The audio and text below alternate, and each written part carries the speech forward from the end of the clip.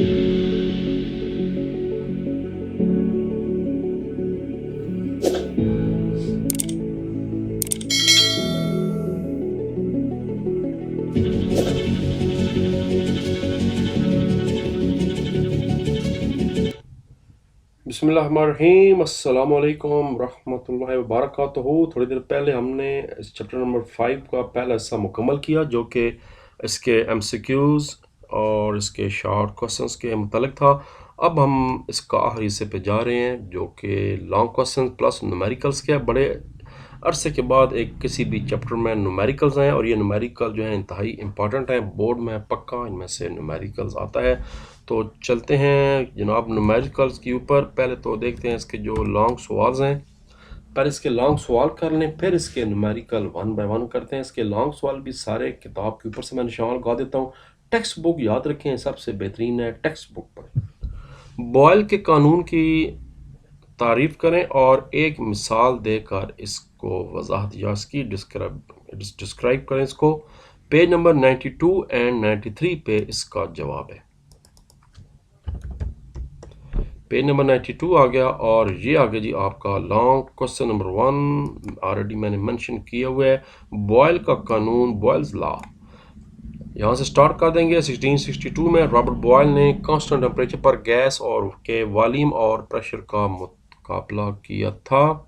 चलते चलते जनाब उसने क्या किया, और उसकी अपनी फिर कांस्टेंट टेम्परेचर पर किसी भी गैस के मुकर्ररा मास पास के प्रेशर और वॉल्यूम का आतल ज़रब हमेशा कांस्टेंट होता है। इसको हम इस तरह इक्वेशन से कर सकते हैं, P1 V1 equal to K and P2 V2 equal to K।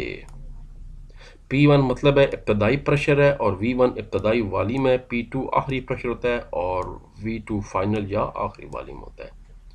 और जब ये दोनों मुसावातें आपस में जोड़ दी जाएँ तो फिर ये हमारी मुसावात बनती है, जिसमें से हम बहुत से अभी न्यूमेरिकल्स करने जा रहे हैं। P1 V1 equal to P2 V2, ये बाउल साहब की मुसावात है। इस सवाल का अगला हिस्सा कि इसकी एक एग्जाम्पल बयान करें। अब एग्जाम्पल के दो तरीके हैं, या तो ये जो टॉपिक है ऑलरेडी तजबाती तस्दीक, ये वाली एग्जाम्पल कर लें, ये सिलेंडर वाली कर लें, ये एग्जाम्पल ख़त्म हो रही है यहाँ तक। या कुछ बच्चे और कुछ इदारों में इस एग्जाम्पल के बजाय नीचे वाली एग्जाम्पल नंबर 1 करा दी जाती है, तो ये भी ठीक है। मेरे ख्याल है दोनों ठीक है। या एग्जाम्पल नंबर 5.1 कर लें, और ये एग्जाम्पल तो आपने वैसे तैयार भी करनी है सारी, क्योंकि ये एग्जाम्पलें भी पेपर में आ जाती हैं। जितनी एग्जाम्पल्स हैं वो किताब पे ऑलरेडी मौजूद हैं। 5.1 है, 5.2 है, नीचे भी बहुत सी हैं। तो इस सवाल के साथ इनमें से कोई एक एग्जाम्पल दे दें, 5.1 दे दें या 5.2 दे दें। वही देखें, फार्मूला लगा हुआ है P1 V1 equal to P2 V2, जो कि इक्वेशन है बाउल की कांस्टेंट। तो फिर या ये दे दें या फिर ये वाली दे दें, जो आपकी मर्जी है। लेकिन ये जो ऊपर वाला टॉपिक है, ये यहाँ से जो स्टार्ट हो रहा है, ये तो करना ही करना है। ये इसकी थ्योरी है बाउल के कानून की, रॉबर्ट बाउल। अगला सवाल है चार्ल्स, आगे जी, चार्ल्स के गैसेस के कानून की तारीफ और वजाहत करें। पेज 96।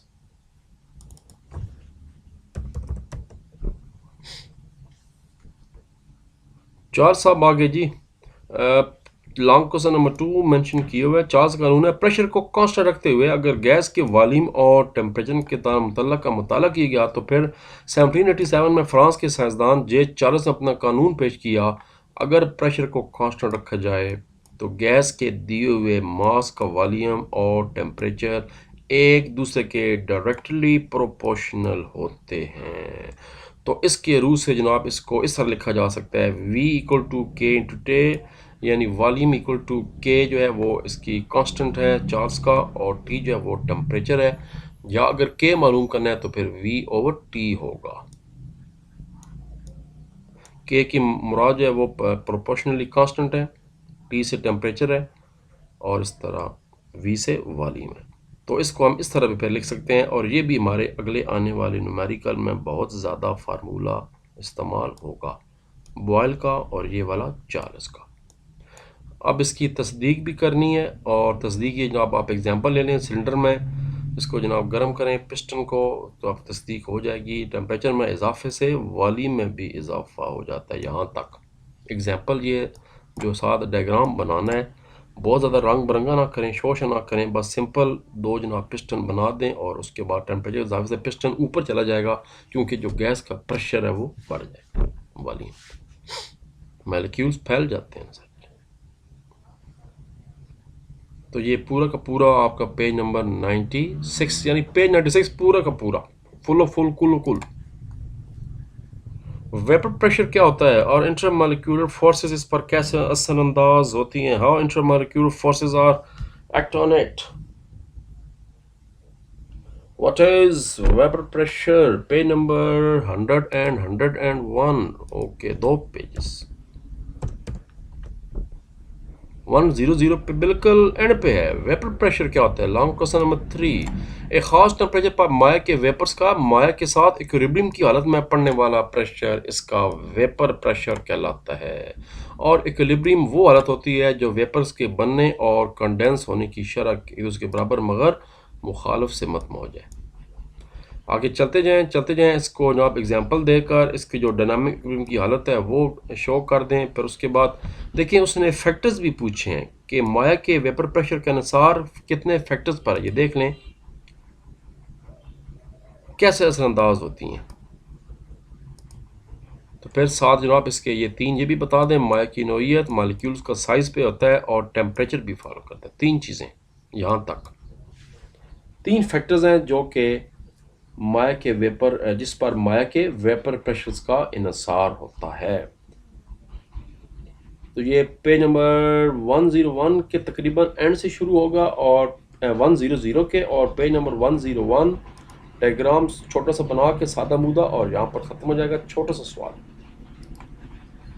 बॉइलिंग पॉइंट की तारीफ करें। हम थोड़ी देर पहले एक शॉर्ट क्वेश्चन भी कर चुके हैं और इसके भी फैक्टर्स बताने हैं 102 एंड 103। इसी से अगला पेज आओ। लो जी, बॉइलिंग पॉइंट है, हम थोड़ी देर पहले इसकी ये डेफिनेशन कर चुके हैं। अब इसकी ज़रूरत वैसे भी है, ये तो अब करना ही करना है। पहले तो तलक बताना है जो कि शॉर्ट क्वेश्चन था, उसके बाद आपको याद है मैंने एक्स्ट्रा शॉर्ट आपको कहा था कि बॉइलिंग पॉइंट क्या होता है वो भी बताना है। तो अब ये सारा बताना है बॉइलिंग पॉइंट क्या होता है। कुछ बच्चे कुछ इदारों में ये होता है कि सिर्फ यहाँ से स्टार्ट किया जाता है, पहले नहीं बताया जाता, सीधा सीधा सवाल यहाँ से शुरू किया जाता है। आपकी मर्जी है। उसके बाद इसको जनाब इसकी शक्ल बनानी है और शक्ल बनाने के बाद इसके फैक्टर्स बताने हैं कि क्या क्या असरअंदाज होता है। माया की जो नोयत है वो असरअंदाज होती है। अब हर माया एक जैसा तो नहीं है, पानी है, शहद है, दोनों में बड़ा ज़मीन आसमान का फ़र्क है। इंटरमॉलिक्यूलर फोर्सेस असरअंदाज होती हैं। उसके बाद जो बैरूनी प्रेशर है वो असरअंदाज होता है। यहाँ तक जवाब है। तो बस एक यानी दो पैराग्राफ 103 पेज के हो गए और 102 पेज जो है वो यहाँ से शुरू हो रहा है। माया में डिफ्यूजन इस पर कैसे अंदाज होती है, इसके फैक्टर भी बयान को आज़ाद करें। 103 इसी से अगला पेज 103 एंड 104। अब डिफ्यूजन आ गया। पहले हम डिफ्यूजन का हमने शॉर्ट क्वेश्चन किया था, अब ये लॉन्ग आ गया, लॉन्ग नंबर 5 आ गया। यहाँ से स्टार्ट करेंगे टॉपिक नंबर 5.3.5 डिफ्यूजन, और उसके फैक्टर्स आ गए। इंटरमॉलिक्यूलर फोर्सेस हैं, मॉलिक्यूल का साइज बड़ा फर्क असर डालता है, मॉलिक्यूल की शक्ल भी असर डालती है, और टेम्परेचर तो असर डालता ही डालता है। टेम्परेचर से तो सारा कुछ हो रहा है, बस यहाँ तक करना है। कमज़ोर होती हैं तो आधा सफ़ा भी नहीं ये बना, और ये तो तकरीबन समझे बस आधे से भी कम सफ़ा बन गया। ये डायग्राम अगर बना दें तो फिर आपको लाजमी बात है बोर्ड वाले भाई साहब उठकर कुर्सी से सैल्यूट लगाएंगे, भाई क्या बात है डायग्राम बना दें सर जी। आखिरी सवाल है, क्रिस्टलाइन और एमॉर्फस ठोस अजसाम में फ़र्क बयान करें। हमने शुरू में एक MCQs भी की था जिसमें हमने देखा था कि शीशा वगैरह अमॉर्फस होता है लेकिन ग्लूकोज था वो क्रिस्टलाइन होता है। तो अब हम डिटेल से बताते हैं, साथ फ़र्क मालूम करते हैं दोनों में, क्रिस्टलाइन क्या होता है और एमॉर्फस। इसी से आगे यानी हर सवाल एक तरतीब में दिया। यार बड़ी ज़बरदस्त चैप्टर है, सच्ची बात है, जिसका सीधे सीधे सवाल। अच्छा, एक्स्ट्रा सवाल एक और भी बोर्ड में आ सकता है, मेल्टिंग पॉइंट क्या होता है, ये एक्स्ट्रा शॉर्ट क्वेश्चन है। रिजिडिटी क्या होती है, ये एक्स्ट्रा शॉर्ट क्वेश्चन है। डेंसिटी क्या होती है, ये एक्स्ट्रा शॉर्ट क्वेश्चन है। बहुत ही अहम तरीन चैप्टर है ये बोर्ड के हिसाब से। लो जी, फिर आखिरी लॉन्ग सवाल है, अमॉर्फस सॉलिड्स क्या होते हैं। इसका मतलब है बेशक्ल, जिन कोई शक्ल ना हो, ऐसे ठोस जिनमें पार्टी की तरतीब बाकायदा नहीं होती, जिनकी बाकायदा शक्लें नहीं होती, उन्हें अमरफ अशिया कहते हैं। इनके मेल्टिंग पॉइंट मुकर्रर या मखसूस नहीं होते, जैसे प्लास्टिक है, रबड़ है, शीशा है। इनको आप किसी भी साइज में ला सकते हैं, कोई छोटा टायर, कोई बड़ा टायर, कोई पेंसिल वाला रबड़, शीशे, छोटा शीशा, बड़ा शीशा, ज़्यादा मोटा शीशा, तो कोई स्ट्रेटजी नहीं है। लेकिन अगर आप मुकाबले में ग्लूकोज को देखें, चाहे ग्लूकोज एक टन हो या एक छटांग हो, वो सब एक देखने में एक जैसा हो। लेकिन क्रिस्टलाइन ठोस ऐसे सरूखी अंदाज में तरतीब दी गए होते हैं। क्रिस्टलाइन ठोस अशिया कहलाते हैं। इनकी वाज़ा सतहें और किनारे होते हैं, हर किनारा दूसरे के साथ मखसूस ज़ाविये बनाता है। इनके मेल्टिंग पॉइंट्स मखसूस होते हैं। इनकी इकसाम में हीरा, सोडियम क्लोराइड 106 बाजी, इतना इसके जवाब इतना ही था, खाली यहाँ से लेकर और यहाँ तक।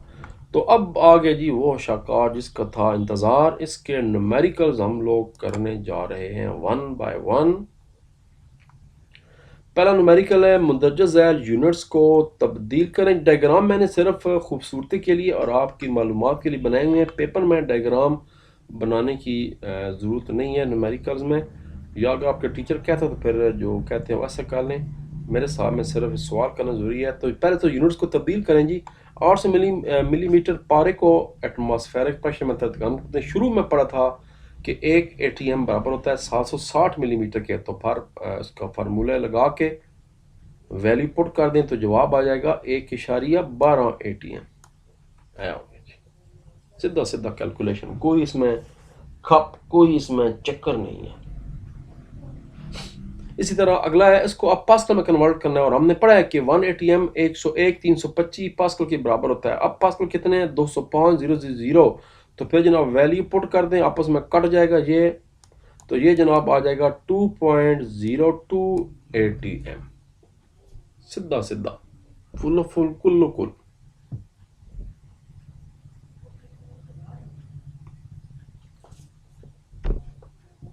यकीन आपने नोट कर लिए वीडियो रोक कर, या आपने इसका स्क्रीनशॉट ले लिया। 2 हो गए, काफ़ी ज़्यादा न्यूमेरिकल्स हैं। उसके बाद जनाब टार में कन्वर्ट करना है। हम पढ़ चुके हैं कि जो 1 मिलीमीटर होता है पारा मरकरी, उसको एक टार कहते हैं। तो अब जनाब ये 560 टार है, इसको कन्वर्ट करें पारे क्यूबिक मीटर। पारा कितनी जगह लेगा?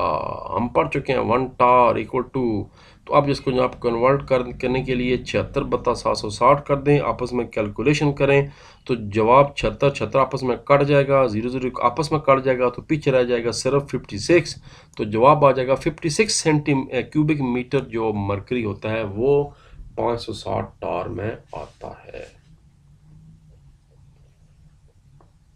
अब इसका एक और भी सीधी सीधी बात बता दूं, 1 क्यूबिक मीटर जो पारा है, या 1 सेंटीमीटर, सॉरी ये सेंटीमीटर है नॉट क्यूबिक मीटर, वो 10 टार के बराबर है।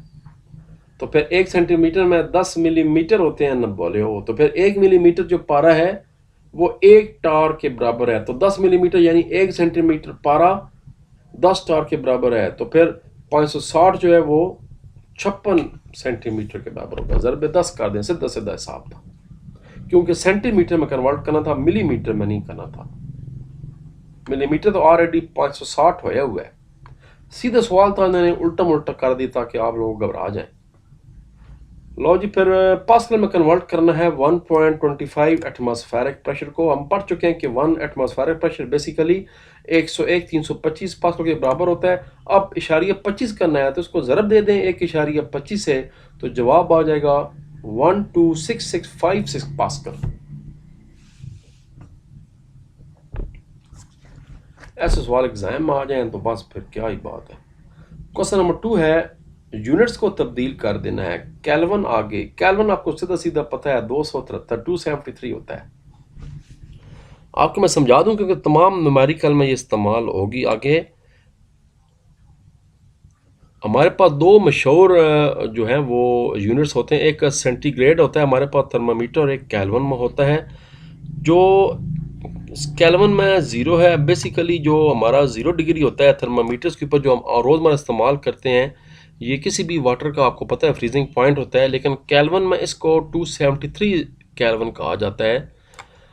तो जब पानी बॉयल हो जाता है 100 डिग्री पे, तो केल्विन में प्लस 100 का लें तो केल्विन के हिसाब से पानी बॉयल होगा 373 केल्विन पे।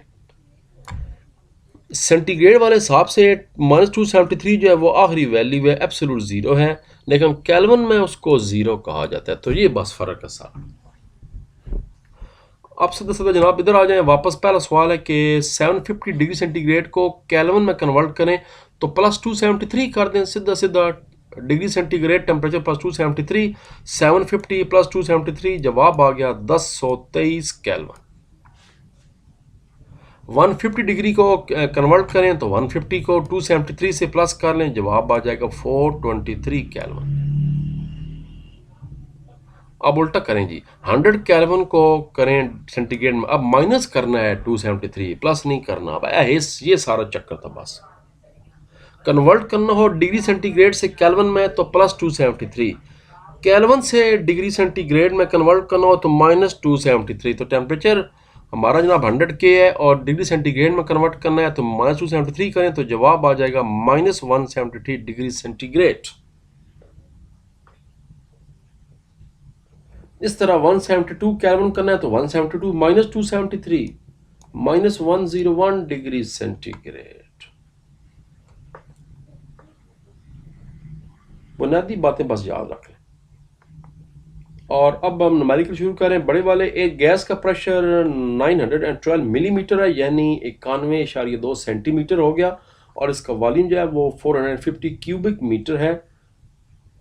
0.4 एटमॉस्फेरिक प्रेशर पे इसका वॉल्यूम क्या होगा? P1 हमारे पास है 912 मिलीमीटर।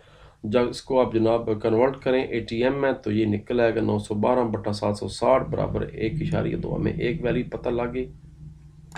P2 ऑलरेडी मालूम है 0.4 ATM। ये देखिए उसने P2 पहले ही बताया हुआ है। तो अब हमने जनाब वॉल्यूम मालूम करना है, V2 मालूम करना है। V1 उसने बताया हुआ है 450 क्यूबिक मीटर। ये देखें 450 क्यूबिक मीटर है। तो फिर वही लगेगा पहले वाली बॉयल वाली P1 V1 equal to P2 V2।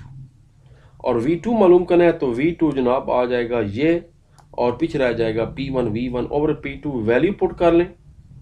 Value put करने के बाद जो जवाब आएगा काट छान कर वो बन जाएगा 1350 क्यूबिक मीटर। इसका वॉल्यूम हमेशा CM3 लिखा होता है, क्यूबिक मीटर खाली CM मतलब है सेंटीमीटर, वो लेंथ है, ये क्यूबिक मीटर है, ये मिकदार की पैमाइश।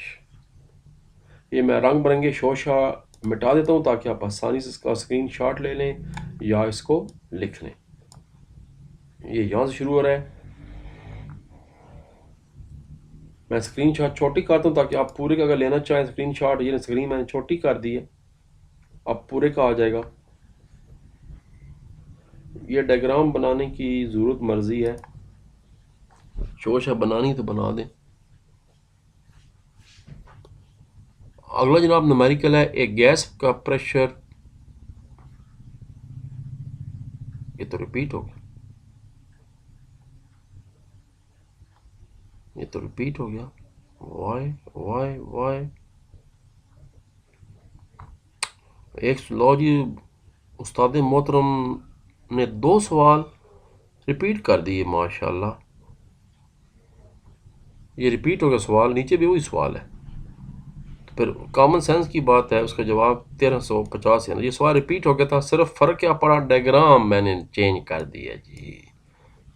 तो चलें फिर अगला सवाल, सवाल नंबर 4 करते हैं। गैस का प्रेशर 1 ATM और वॉल्यूम 800 क्यूबिक मीटर है। मैंने बताया था कि वॉल्यूम की जो है SI वो क्यूबिक मीटर होता है, जबकि 1200 क्यूबिक मीटर इसको फैलने दिया जा रहा है। तो फिर इसका प्रेशर कितना होगा? प्रेशर मिलीमीटर में कन्वर्ट करना है। तो हमें वॉल्यूम 1 मालूम है 800 और हमें वॉल्यूम 2 मालूम है 1200, और हमें P1 मालूम है 1 ATM। इसको कन्वर्ट करना है मिलीमीटर में तो वो 760 के बराबर होता है हेक्टार। तो फिर P2 कितना है? वही लगेगा formula P1 V1 equal to P2 V2। अब P2 मालूम करना है तो P2 ये इधर आ गया, तो P1 V1 equal to V2। Values put कर लें, जवाब आ जाएगा 506.9 मिलीमीटर पारा जो है वो उस पर प्रेशर शो करेगा। यूं ही वॉल्यूम बढ़ाएंगे तो प्रेशर जो है वो 506 मिलीमीटर। ऊपर से दबाव बढ़ जाएगा ना, प्रेशर, पारा दबेगा, नीचे होगा। तकरीबन ये पूरी स्क्रीन पे आ चुके हैं, इसका स्क्रीनशॉट ले लें। अगर आपने स्क्रीन बड़ी करनी है तो मैं बड़ी करके दिखा देता हूँ, वरना ये साइज़ भी ठीक है। इससे ये है कि चलें पूरा का पूरा सवाल का स्क्रीनशॉट आप ले सकते हैं। अगर स्क्रीनशॉट नहीं लेना आता तो मोबाइल मुझे भेज दें, मैं खुद स्क्रीनशॉट लेकर आपको स्क्रीनशॉट व्हाट्सएप कर दूंगा, मोबाइल में अपने पास रख लूँगा तोहफे के तौर पर। अगले सवाल पे चलते हैं। एक मखसूस मैस, अब मैस नहीं बताया गया, गैस के जो वॉल्यूम है वो 87.5 है, उससे वो जनाब बढ़कर 118 क्यूबिक मीटर हो जाता है, जबकि प्रेशर एक जितना होगा। तो फिर बताएं इसका इब्तदाई टेम्परेचर अगर 23 हो तो फाइनल टेम्परेचर क्या होगा। मैस मखसूस है, कोई भी हो सकता है, तो हमें मैस से कोई तलक नहीं, हमने अब 40 वाला फार्मूला लगा देना है। V1/T1 equal to V2 over T2। हमें वॉल्यूम नंबर 1 मालूम है, we know the volume number 1 is 87.5 cubic metre, ये ऊपर लिखा हुआ है, ये देखें। हमें वॉल्यूम नंबर 2 मालूम है 118, volume 2 118। We know the initial temperature that is 23 degree centigrade. आप इस फार्मूले में चूंकि केल इस्तेमाल करना है तो फिर कन्वर्ट करें +273 करके केल्विन में, 296 हो गया। हम ऊपर वाले क्वेश्चनों में इसको कन्वर्ट करना ऑलरेडी सीख चुके हैं। अगर वापस कन्वर्ट करना तो फिर माइनस किया जाता है। T2 मालूम करना है तो हम जानते हैं कि V1 equal to V2 T2, आपकी वैल्यूज पुट करें, T2 equal to T1 V2 और V1, तो ये जनाब आपका जवाब आ जाएगा 399 के। अब जवाब चूंकि सेंटीग्रेड में चाहिए तो अब इसको वापस फिर माइनस करना पड़ेगा, यानी 399 को वापस -273 कर दें तो आंसर आ जाएगा 126 डिग्री सेंटीग्रेड फाइनल टेम्परेचर होगा। इनिशियल टेम्परेचर था 23 और फाइनल टेम्परेचर होगा 126। उसकी वजह यह है कि जो चार्ल्स का फार्मूला है उसमें जो टेम्परेचर है वो सेंटीग्रेड के बजाय के यानी केल्विन स्केल में लिया जाता है। हम लॉन्ग सवाल में भी पढ़ चुके हैं। यहाँ से स्टार्ट करें और इसका स्क्रीनशॉट ले लें, पहले यहाँ तक ले लें। चलें मैं थोड़ा सा मज़ीद सवाल को छोटा करता हूँ ताकि स्क्रीनशॉट आसानी से आ जाए। ये लें, वीडियो रोक के इसका स्क्रीनशॉट ले लें। और अगर आपको ये कीड़े मकोड़े अच्छे नहीं लग रहे, छोटे छोटे टिक मिक, तो मैं इसको डिलीट कर देता हूँ। टिक टॉक मिक मॉक, ये लें। वापस स्क्रीन को अपनी असल हालत पे लाते हैं और अगला सवाल देखते हैं।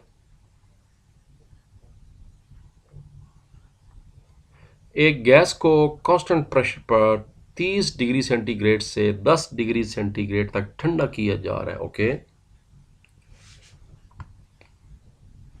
तो बताइए क्या गैस का वॉल्यूम इसके असल वॉल्यूम के 1/3 से कम हो जाएगा? अगर नहीं तो फिर वॉल्यूम किस निस्बत से कम होगा? अगर तो होता है फिर तो ठीक है। अब यहां पर एक बात क्लियर हो गई है कि कम हो जाएगा, तभी तो उसने अगला सवाल पूछा है। अगर ना होना होता तो अगला हिस्सा भी पूछते ही नहीं। क्लियर हो गया? तो फिर जनाब वही बात है, फार्मूला लगेगा V1 T1 वाला, और T टेम्परेचर हमें केल्विन में चाहिए, तो फिर C जो इनिशियल वाली हमारा टेम्परेचर है वो 30 डिग्री है, +273 करेंगे ताकि केल्विन में निकल आए, और हमारे पास T1 आ गया 303 केल्विन। हमारे पास जो सेकंड टेम्परेचर है वो 10 डिग्री है, और इसमें ऐड करेंगे 273 ताकि रिजल्ट आ जाए केल्विन में, तो हमारे पास सेकंड टेम्परेचर आ गया 283 केल्विन। अब इसको जनाब हम फर्ज कर लेते हैं कि गैस का वॉल्यूम कितना है, क्योंकि उसने मेंशन नहीं किया हुआ, तो कोई भी हो सकता है कांस्टेंट, तो हम इसका 1 जो है वो कर लेते हैं 1 dm मिलीमीटर में, क्योंकि गैस का है, हम ऊपर पढ़ चुके हैं माया का क्यूबिक मीटर में होता है, गैस का dm होता है डेंसिटी, और हमें V2 मालूम करना है, डेसीमीटर सॉरी, dm लो जी, हमें V2 मालूम करना है, तो फार्मूला वही है V1 over T1 equal to V2 over T2। मालूम करना है V2 टू V2 जनाब, निकल आएगा बाहर, अंदर आ जाएगा V1 T2 over T1। Values put कर लें, जवाब आ जाएगा 0.93 TM। तो था कितना, 1 था, और ये 1 था, और इसका जो 1/3 है वो तो तकरीबन कोई 67 के पास होना चाहिए था, लेकिन यहाँ पर बच्चा ठीक ठाक बच गया, वो बच गया 0.93। तो फिर कम तो हुआ मगर 1/3 कम नहीं हुआ। तो फिर पहले का जवाब आएगा गैस का वॉल्यूम असल वॉल्यूम से 1/3 कम नहीं हुआ, नहीं होगा, यहाँ पर लिखना है। तो फिर बताना था कि कितना इसकी निस्बत है, तो ये जनाब कम होगा 1:0.93 की रेशो से कम हुआ था। ये ऊपर हमने मेंशन कर दिया, क्योंकि 1/3 का मतलब था 1/3, ये तो बहुत ही कम हुआ है, ये तो 0.93 है, तो कुछ भी नहीं, इसलिए पहला हिस्सा जो है वो गलत हो गया। तो फिर ये बताना था इसकी रेशो में, आपको मैंने शुरू में बता दी था कि इसका सेकंड पोर्शन तभी पूछा जा रहा है क्योंकि इसको ओपन वाला जो बात है वो पूरी नहीं हो पाएगी। उस्तादों के साथ उस्तादियां फिर आपको पता है कि चल नहीं सकती। तो ये जनाब इसका आप इसका नोट कर लें। अगर आप इसका स्क्रीनशॉट लेना चाहते हैं तो मैं इसको इसके साइज़ को कम कर देता हूँ थोड़ा सा, और तकरीबन तकरीबन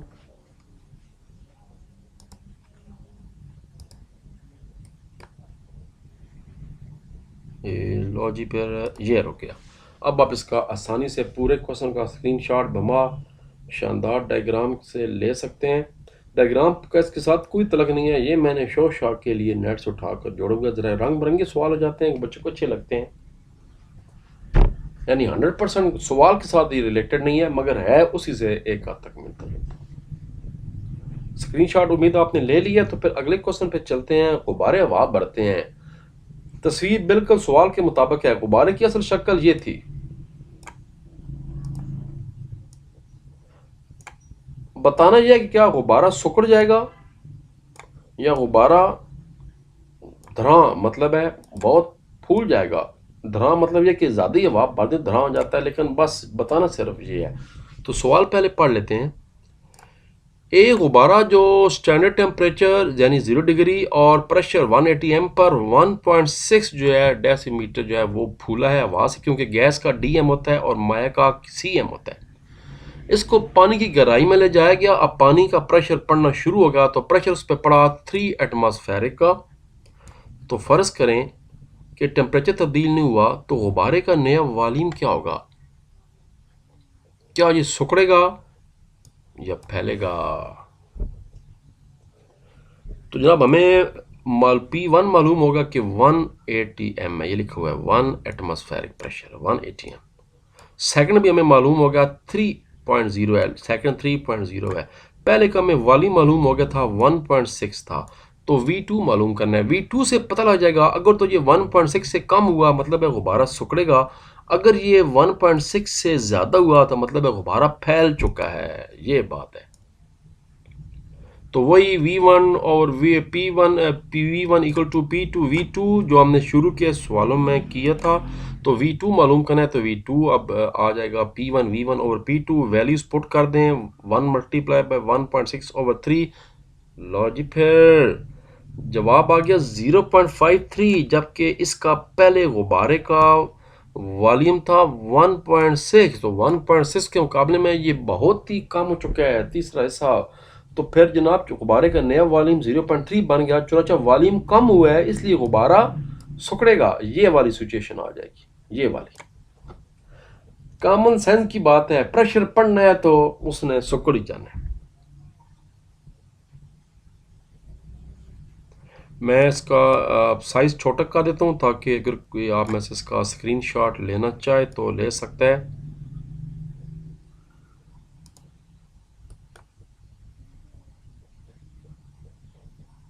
लो जी, चैलेंज।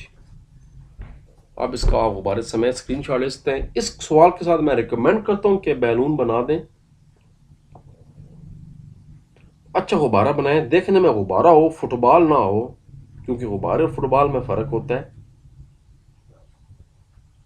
हालांकि गुब्बारे में भी हवा भरी जाती है, फुटबॉल में भी, लेकिन फ़र्क है भाई। तो जवाब मुकम्मल हो गया। आगे चलते हैं, 3 हमारे न्यूमेरिकल्स रह गए हैं।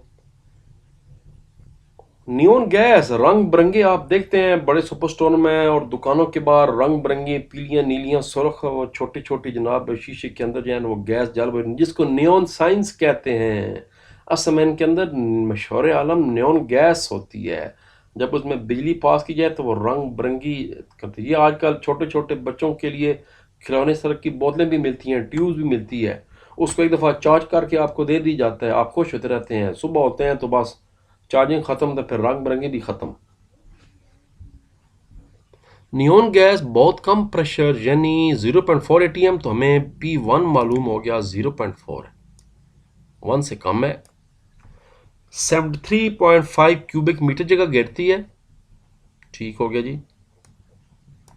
फ़र्ज़ करें अगर टेम्परेचर कांस्टेंट हो तो 1 atm पर इसका वॉल्यूम क्या होगा। फार्मूला लगेगा P1 V1 equal to P2 V2, और V2 बराबर है P1 V1 ओवर P2। हमारे पास P1 की वैल्यू है 0.4, V1 की वैल्यू है 75, P2 हमारे पास 1 है। तो सीधा सीधा 75 multiply by 4 30 cm cubic metres का जवाब आ जाएगा। नियोन गैस का वॉल्यूम, वैसे सुलन ये इसका जो जवाब है वो DM होना चाहिए था, लेकिन चलें उसने किताब वाले ने CM में कहा थी। हम किताब हम हालांकि पूरे चैप्टर में पढ़ते आ रहे हैं कि जो लिक्विड है उसका होता है क्यूबिक मीटर में, जो गैसेस होती हैं उसका DM होता है। बहरहाल फॉलो द बुक। तो लो जी, ये ऑलरेडी पूरी स्क्रीन पे सवाल आ गया था, मैं मज़ीद इसको एक्सपेंड कर देता हूँ। ये अब आप इसको आराम से लिख भी लें या इसका स्क्रीनशॉट ले लें। आसान तरीन सवालों में से एक था। अगला सवाल भी सेम इसी तरह का है, पर अगले सवालों में ये नहीं बताएगा कि न्यून गैस है, कोई भी गैस बताइए। तो फिर जो मैंने तस्वीर लगाई है वो और किसी गैस की लगाती है। ये हैं सारी नोबल गैसेस, लेकिन सबसे खूबसूरत रंग बिरंगी गैस नियोन गैस होती है, तभी तो वो नियोन साइंस होते हैं जो चमकते हैं बाहर। तो अगला सवाल है 17 डिग्री टेम्परेचर पर एक गैस, अब कौन सी गैस है जो मर्जी है। तो मेरा ख्याल है ये हीलियम गैस है, ये जो भी है मैंने नेट से देखी है। इसका कलर जो है वो ब्लू टाइप होता है। आप देख लें कि वो बात नहीं है जो इसके अंदर है, मगर इसका भी अपना एक टच है इस रंग का, कि ये रंग इसमें नहीं है। अल्लाह ताला की शान है, सुभान अल्लाह। अगर कांस्टेंट प्रेशर पर गैस के टेम्परेचर को 34 डिग्री सेंटीग्रेड तक बढ़ाया जाए तो क्या आपके ख्याल में वॉल्यूम दुगना होगा। अगर नहीं तो नया वॉल्यूम मालूम करें। बस यहीं से क्लियर हो गया कि वॉल्यूम दुगना नहीं होगा, तभी तो वो कह रहा है भाई नया वॉल्यूम मालूम करें। कर देते हैं सर जी, क्योंकि उस्तादों के साथ उस्तादियाँ नहीं चल सकती। लो जी, फिर यहीं पर इसको पूरी की पूरी स्क्रीन को मैं एग्जैक्टली दरमियान में ले आता हूँ ताकि आसानी से आप इसका स्क्रीनशॉट भी ले लें। ये लें, T1 हमें मालूम है 17 डिग्री सेंटीग्रेड है, और मैं हमेशा बता चुका हूँ कि इस फार्मूले में लाजमी केल्विन चाहिए होता है, टेम्परेचर सेंटीग्रेड में नहीं चाहिए। तो फिर प्लस 273 कर दें, ये बन जाएगा 290। दूसरा टेम्परेचर 34 डिग्री सेंटीग्रेड था, तो 273 ऐड करने से बन गया 307। वॉल्यूम 1 हमें मालूम था 35। अब देखना ये है कि अब कितना वॉल्यूम आता है, बढ़ता है कम होता है, अगर होता है तो कितना होता है। तो V2 मालूम करना है, तो फार्मूला हमारे पास मालूम है V1 over T1 equal to V2 over T2। V2 जनाब, इन तमाम सवालों में एक ही ट्रिक है कि टेम्परेचर को सेंटीग्रेड से केल्विन में कन्वर्ट करना है बस। तो ये जवाब आ जाएगा 35 मल्टीप्लाई बाय 307 ओवर 290। जवाब आपका आ जाएगा कीमतें दर्ज करने के बाद 37, जबकि V1 था 35। तो वॉल्यूम बढ़ गया है गैस का, लेकिन डबल नहीं हुआ। सवाल था क्या वॉल्यूम दुगना होगा, अगर नहीं तो नया वॉल्यूम दुगना नहीं हुआ जी। दुगना तो मतलब ये था 35 इंटू 35, ये तो 70 होना चाहिए था, लेकिन 70 के बजाय सिर्फ थोड़ा सा वॉल्यूम बढ़ा 37.05।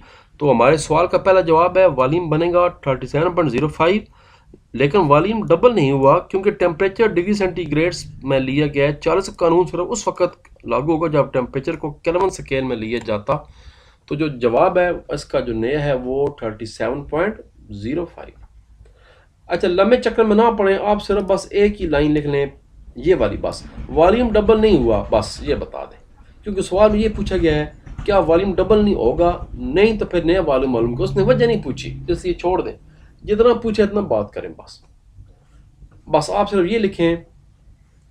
मैं इसको मिटा देता हूँ ताकि खप ना बने आपके लिए,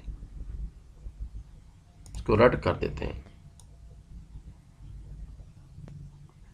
बस आप कहते जी जो गैस का नया वॉल्यूम है वो 37.05 है, तो उसका मतलब है वॉल्यूम डबल नहीं हुआ, और इसका अब जो नया वॉल्यूम है वो 37.05 होगा। बस सीधी बात करनी, लंबे चक्कर में छोड़ें इसको।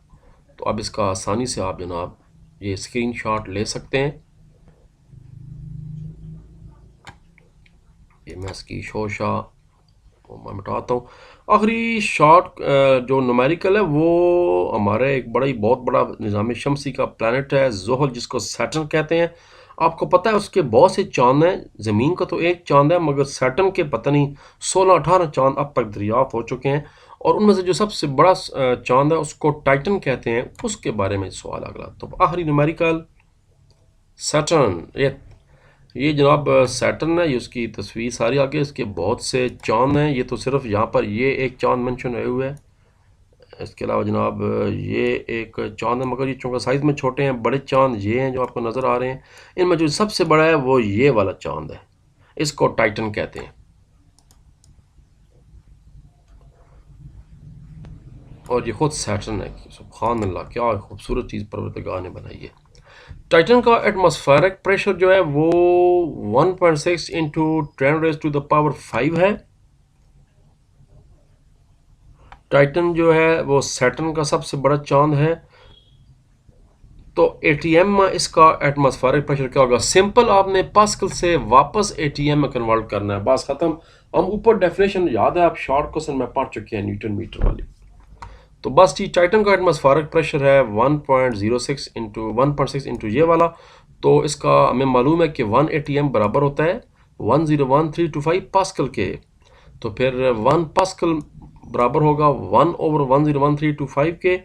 वैल्यू जनाब पास्कल की जगह पास्कल का प्रेशर पुट कर दें, ये वाला 1.6 इंटू 10⁵ इक्वल टू ये वाला हो गया, मल्टीप्लाई बाय 1.6 इंटू 10⁵ बराबर है 1.58 ATM के। टाइटन का एटमॉस्फेरिक।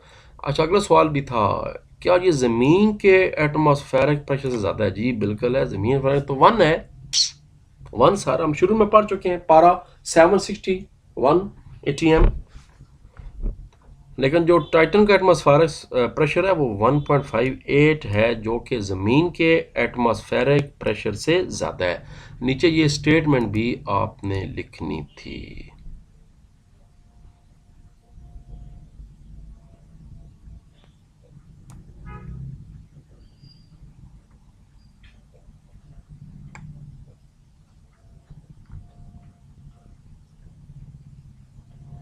ये जो है असल में ये यहाँ पर मैं बता, ये असल में अब सिर्फ यहाँ पर पी ए रह गया था, बाकी जो है वो आगे यानी कन्वर्ट हो गया था ये वाला सारा। अब ये फार्मूला इधर चला गया था, ये वैल्यू, इसी इसको ना भी लिखें, खाली 1 पी ए लिख लें और उसके बाद वैल्यू डाल दें यहाँ पर, और कर भी दें तो कोई हर्ज नहीं है,